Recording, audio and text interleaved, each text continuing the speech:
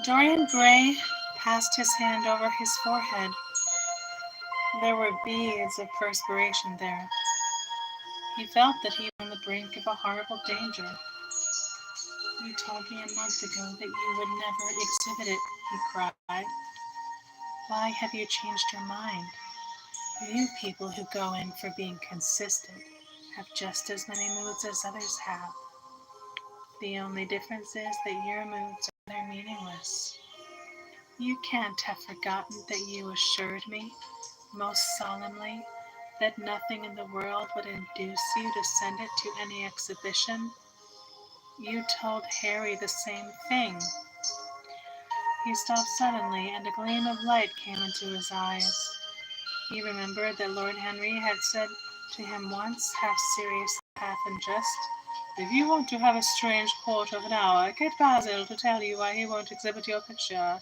He told me why he wouldn't, and it was a revelation to me." Yes, perhaps Basil, too, had a secret. He would ask him and try.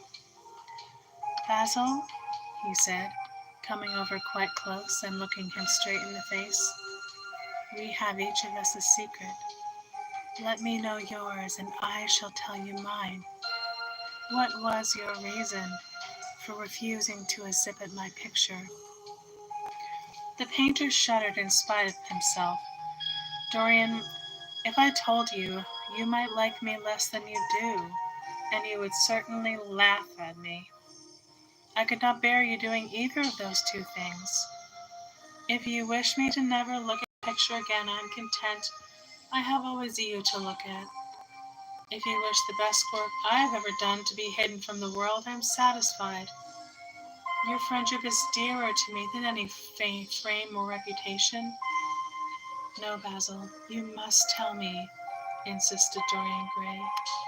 "I think I have a right to know." His feeling of terror had passed away, and curiosity had taken its place. He was determined to find out Basil Hallward's mystery.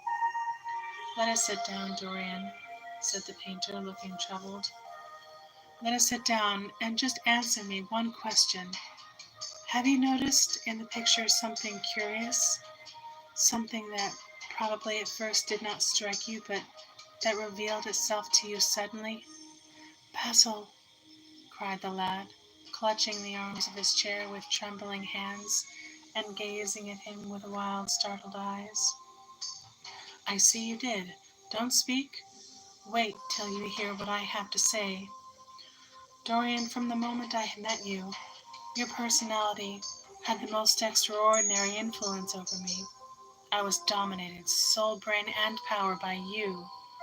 You became to me the visible incarnation of that unseen ideal whose memory haunts us artists like an exquisite dream. I worshipped you. I grew jealous of everyone to whom you spoke. I wanted to have you all to myself. I was only happy when I was with you. When you were away from me, you were still present in my art. Of course, I never let you know anything about this. It would have been impossible. You would not have understood it. I hardly understood it myself. I only knew that I had seen perfection face to face, and that the world had become wonderful to my eyes. Too wonderful, perhaps, for in such mad worships there is peril, the peril of losing them no less than the peril of keeping them. Weeks and weeks went on, and I grew more and more absorbed in you. Then came a new development. I had drawn you as Paris in dainty armor, and as Adonis with a huntsman's cloak and polished boar spear. Crowned with heavy lotus blossoms, you had sat on the prow of Adrian's barge, gazing across the green, turbid Nile. You had leant over the still pool of some Greek woodland, and seen in the water's silent silver the marvel of your own face. And it had all been what art should be, unconscious, ideal, and remote.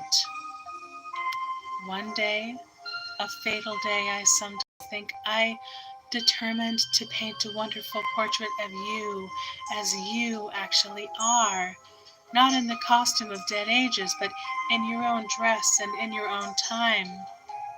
Whether it was the realism of the method or the mere wonder of your own personality thus directly presented to me without mist or veil, I cannot tell, but I know that as I worked at it, every flake and film of color seemed to me to reveal my secret.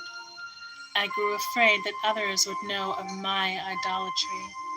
I felt, Dorian, that I had told too much, that I had put too much of myself into it. Then it was that I resolved never to allow the picture to be exhibited. You were a little annoyed, but then you did not realize all that it meant to me. Harry, to whom I talked about it, laughed at me, but I did not mind that. When the picture was finished and I sat alone with it, I felt as though that I was right. Well, after a few days the thing left my studio, and as soon as I had got rid of the intolerable fascination of its presence, it seemed to me that I had been foolish in imagining that I had seen anything in it, more than that you were extremely good-looking, and that I could paint. Even now I cannot help feeling that it is a mistake to think that the passion one feels in creation is ever really shown in the work one creates. Art is always more abstract than we fancy. Form and color tell us of form and color, that is all. It often seems to me that art conceals the artist far more completely than it ever reveals him. And so when I got this offer from Paris, I determined to make your portrait the principal thing in my exhibition. It never occurred to me that you would refuse. I see now that you were right. The picture cannot be shown. You must not be angry with me, Dorian, for what I have told you. As I said to Harry once, you are made to be worshipped. Dorian Gray drew a long breath. The color came back to his cheeks, and a smile played about his lips. The peril was over.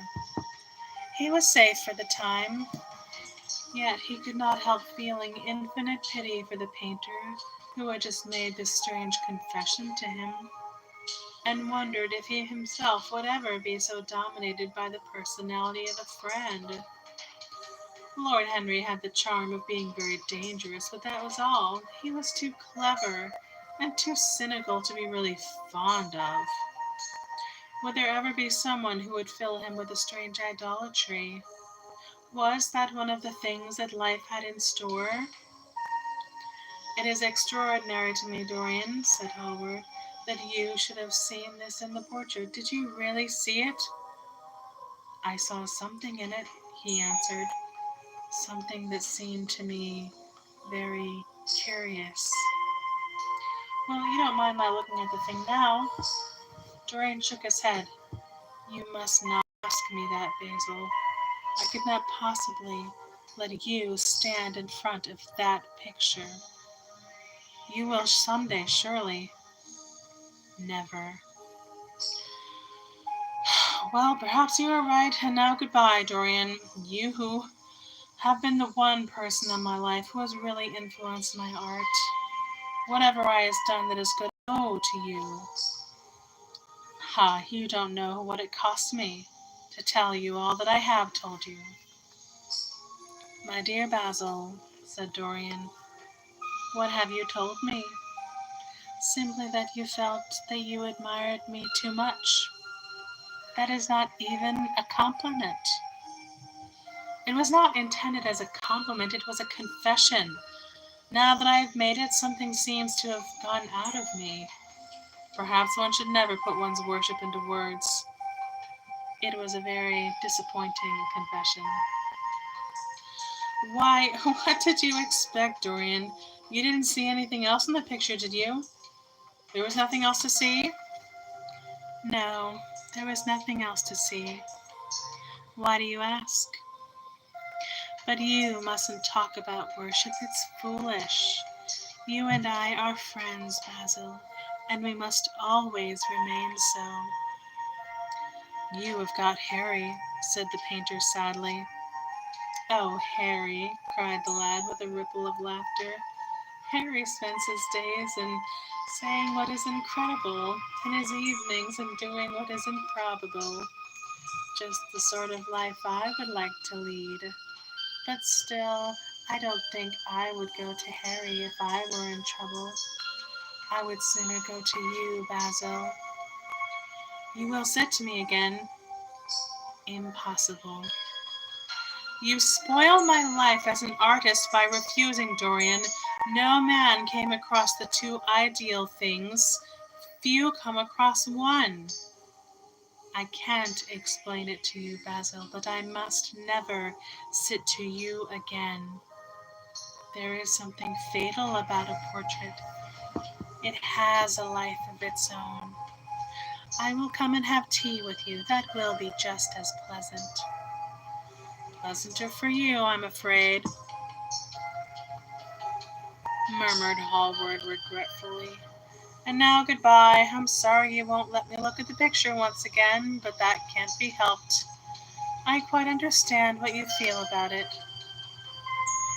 As he left the room, Dorian Gray smiled to himself. Poor Basil! How little he knew of the true reason.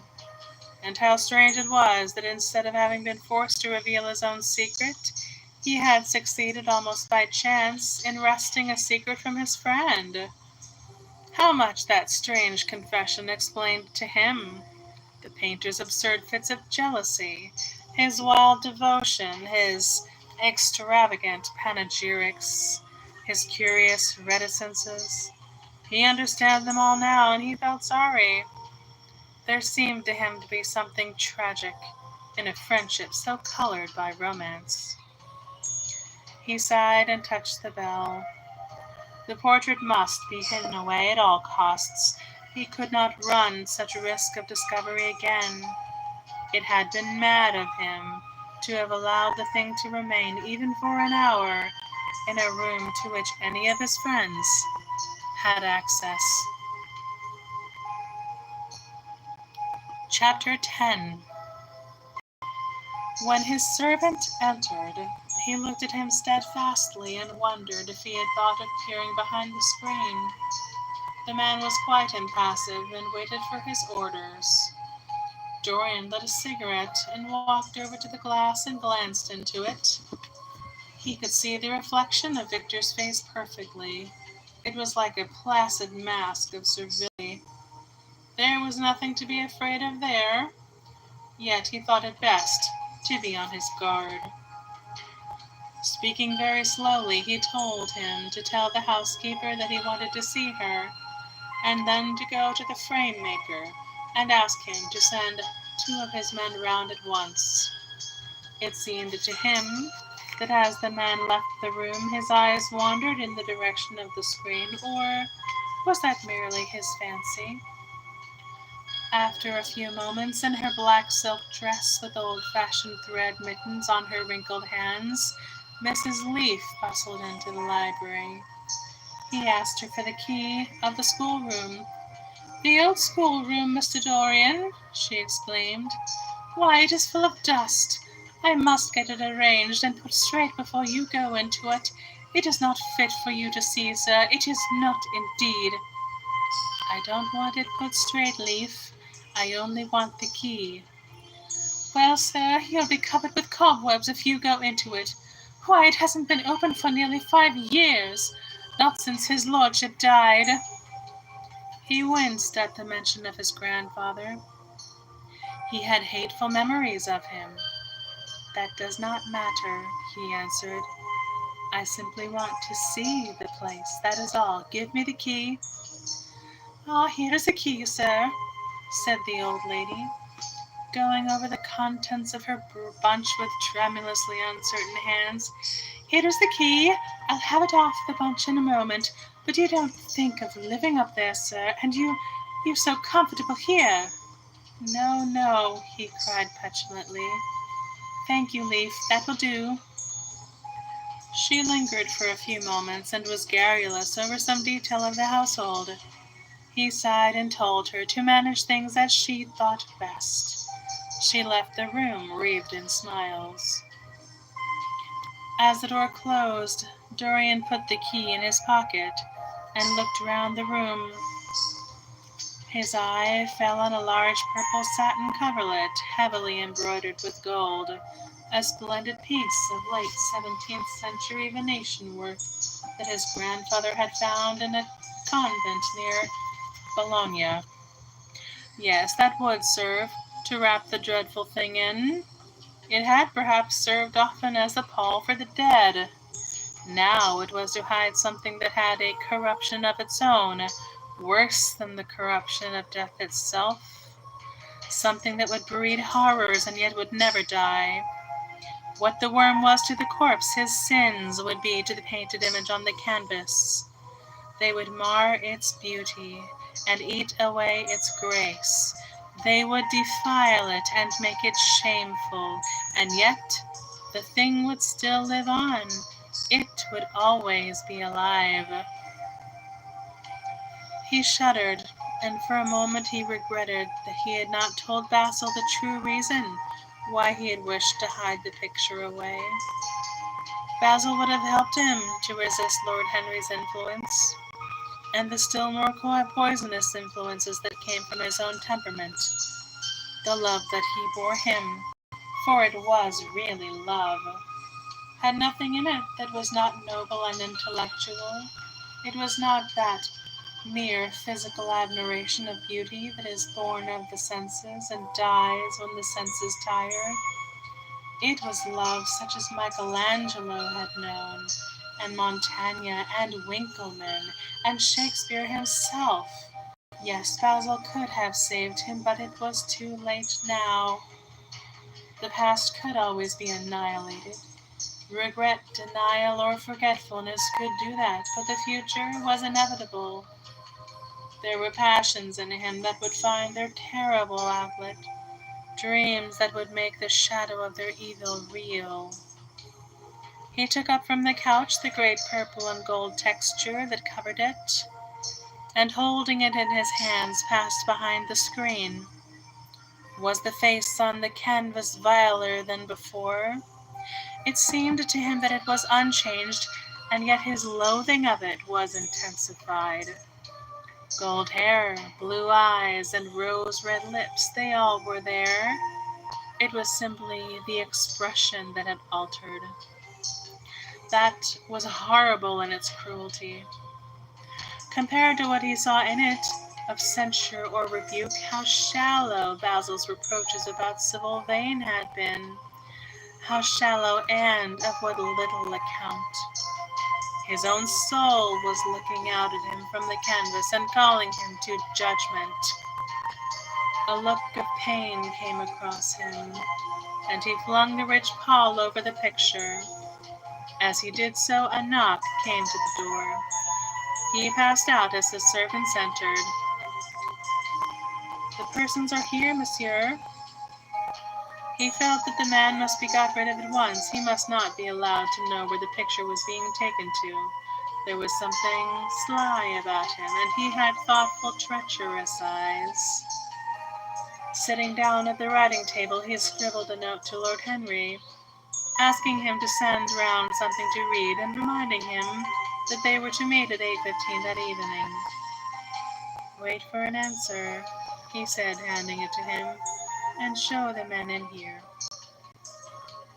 In 2 or 3 minutes there was another knock, and Mr. Hubbard himself, the celebrated frame-maker of South Audley Street, came in with a somewhat rough-looking young assistant. Mr. Hubbard was a florid, red-whiskered little man whose admiration for art was considerably tempered by the inveterate impecuniosity of most of the artists who dealt with him. As a rule, he never left his shop. He waited for people to come to him. But he always made an exception in favor of Dorian Gray. There was something about Dorian that charmed everybody. It was a pleasure even to see him. "What can I do for you, Mr. Gray?" he said, rubbing his fat, freckled hands. I thought I would do myself the honor of coming round in person. I have just got a beauty of frame, sir. Picked it up at a sale, old Florentine, came from Frontilla, I believe. Admirably suited for a religious subject, Mr. Gray. I am sorry you have given yourself the trouble of coming round, Mr. Hubbard. I shall certainly drop in and look at the frame, though I don't go in much at present for religious art, but today I only want a picture carried to the top of the house for me. It is rather heavy, so I thought I would ask you to lend me a couple of your men. No trouble at all, Mr. Gray. I am delighted to be of any service to you. Which is the work of art, sir? This, replied Dorian, moving the screen back. Can you move it, covering it all just as it is? I don't want it to get scratched going upstairs. There will be no difficulty, sir, said the genial frame maker, beginning with the aid of his assistant to unhook the picture from the long brass chains by which it was suspended.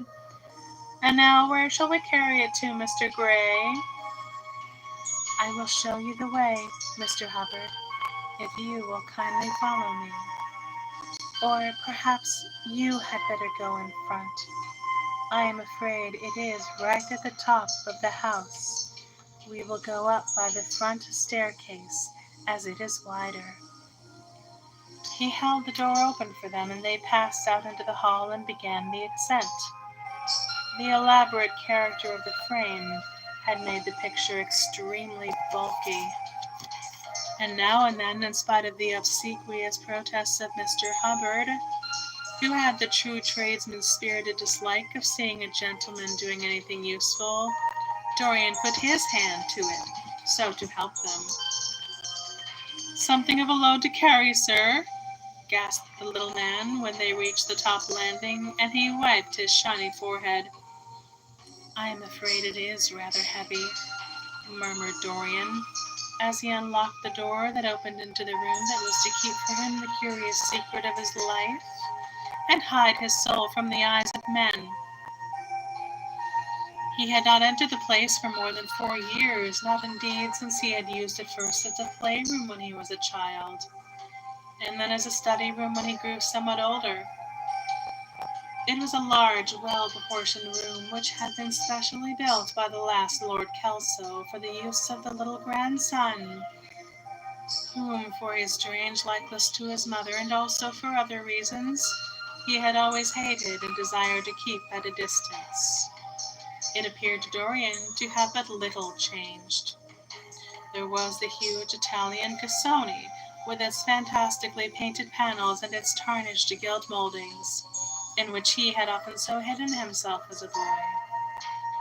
There the satin-wood bookcase filled with his dog-eared school books. On the wall behind it was hanging the same ragged Flemish tapestry, where a faded king and queen were playing chess in a garden, while a company of hawkers rode by, carrying hooded birds on their gauntleted wrists. How well he remembered it all! Every moment of his lonely childhood came back to him as he looked round. He recalled the stainless purity of his boyish life, and it seemed horrible to him that it was here the fatal portrait was to be hidden away. How little he had thought, in those dead days, of all that was in store for him. But there was no other place in the house so secure from prying eyes as this. He had the key and no one else could enter it. Beneath its purple pall, the face painted on the canvas could grow bestial, sodden, and unclean. What did it matter? No one could see it. He himself would not see it. Why should he watch the hideous corruption of his soul? He kept his youth, that was enough. Besides, might not his nature grow finer after all? There was no reason that the future should be so full of shame. Some love might come across his life and purify him, and shield him from those sins that seemed to be already stirring in spirit and in flesh. Those curious unpictured sins, whose very mystery lent them their beauty and their charm. Perhaps someday the cruel look would have passed away from the scarlet's sensitive mouth, and he might show to the world Basil Hallward's masterpiece. No, that was impossible. Hour by hour and week by week, the thing upon the canvas was growing old. It might escape the hideousness of sin, but the canvas was growing old. The hideous of age was in store for it. The cheeks would become hollow or flaccid.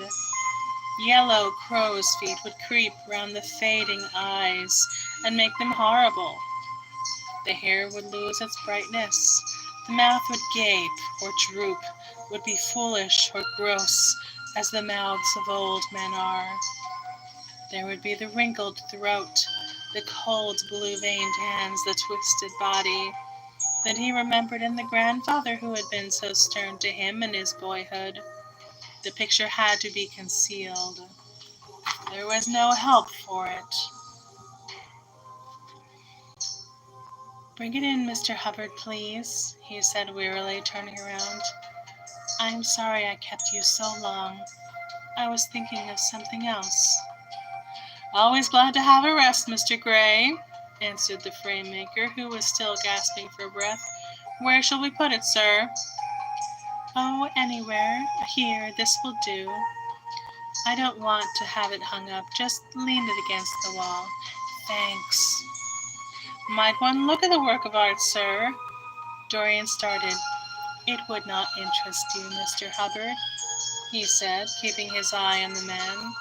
He felt ready to leap upon him and fling him to the ground if he dared to lift the gorgeous hanging that concealed the secret of his life. "I shan't trouble you any more now. I am much obliged for your kindness in coming round." Not at all, Mr. Gray. Ever ready to do anything for you, sir." And Mr. Hubbard tramped downstairs, followed by the assistant, who glanced back at Dorian with a look of shy wonder in his rough, uncomely face. He had never seen anyone so marvelous.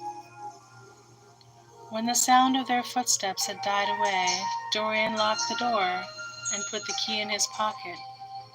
He felt safe now. No one would ever look upon the horrible thing. No eye but his would ever see his shame. On reaching the library, he found that it was just after 5 o'clock and that the tea had been already brought up. On a little table of dark perfumed wood, thickly encrusted with nacre, a present from Lady Radley, his guardian's wife, a pretty professional invalid who had spent the preceding winter in Cairo, was lying a note from Lord Henry, and beside it was a book bound in yellow paper, the cover slightly torn and the edges soiled. A copy of the third edition of the St. James's Gazette had been placed on the tea tray. It was evident that Victor had returned. He wondered if he had met the men in the hall as they were leaving the house and had wormed out of them what they had been doing. He would be sure to miss the picture, had no doubt missed it already while he had been laying the tea things. The screen had not been set back, and a blank space was visible on the wall. Perhaps some night he might find him creeping upstairs and trying to force the door of the room. It was a horrible thing to have a spy in one's house. He had heard of rich men who had been blackmailed all their lives by some servant who had read a letter or overheard a conversation or picked up a card with an address or found beneath a pillow a withered flower or a shred of crumpled lace. He sighed, and having poured himself out some tea, ordered Lord Henry's note. It was simply to say that he sent him round the evening paper, and a book that might interest him, and that he would be at the club at 8:15. He opened the St. James's languidly and looked through it.